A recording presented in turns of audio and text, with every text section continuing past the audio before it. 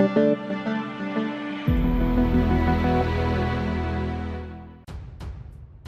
to hard reset Redmi 9A.